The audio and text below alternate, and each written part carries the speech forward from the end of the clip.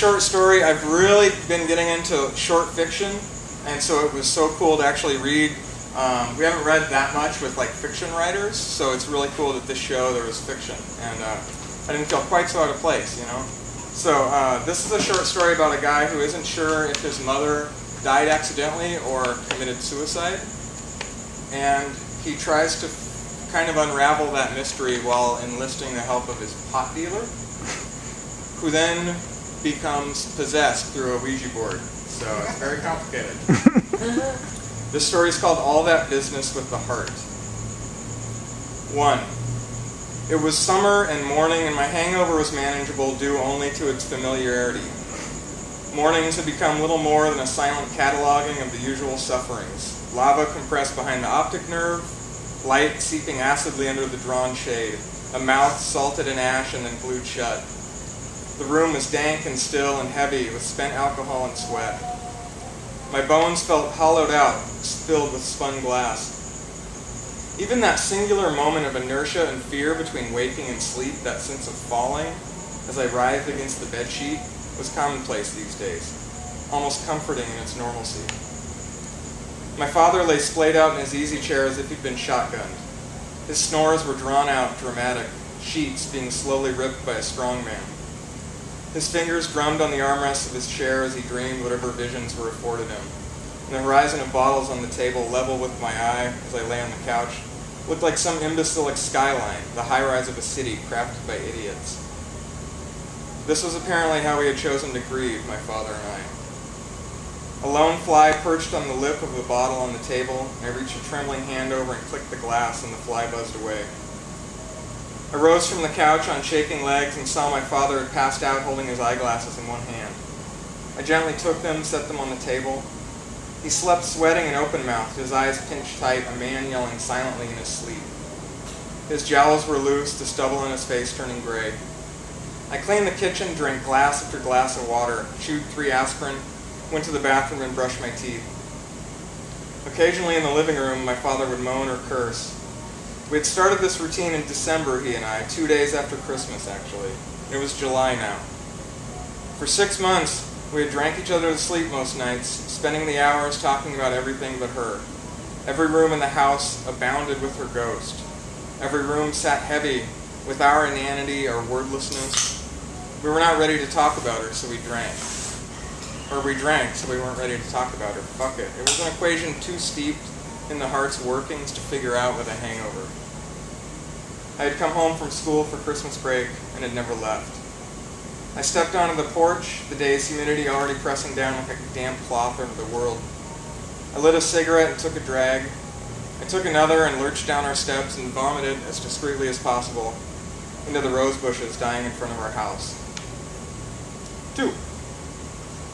My father was awake, sitting in his chair when I came in the front door with 2 cups of coffee. He swiped his hand down his face as if he'd been crying. I handed him a cup, looking away.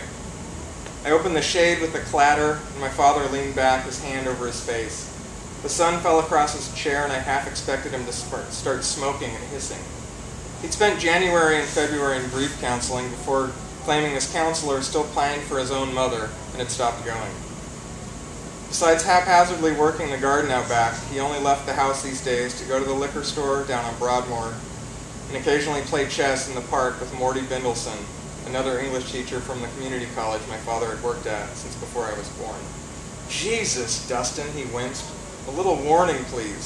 Sorry, I said. I made breakfast, putting aspirin next to my father's plate as if they were vitamins. He picked up the rest of our beer bottles and folded his blanket over the back of his chair. He stepped into the kitchen and looked at the eggs and toast I was making, and moments later I heard him quietly retching in the bathroom. We ate slowly, my father resting his head on one fist. The kitchen, with its tiny half-circle of a sunroom that overlooked our backyard, had always been my mother's favorite place in the house. Her memory clamored and banged against the walls there, the muddy oil painting of a picnic basket laden with deformed fruit that hung above our heads. She'd painted that in college. Her library books, 6 months overdue now, sat stacked upon each other. The top cover rhymed in dust. I'd memorized the titles by now. We sat, a husband and son, laden with her artifacts, proof of her leaving.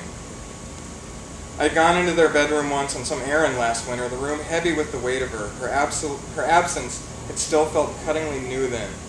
By January, my father rarely went in there for more than a change of clothes.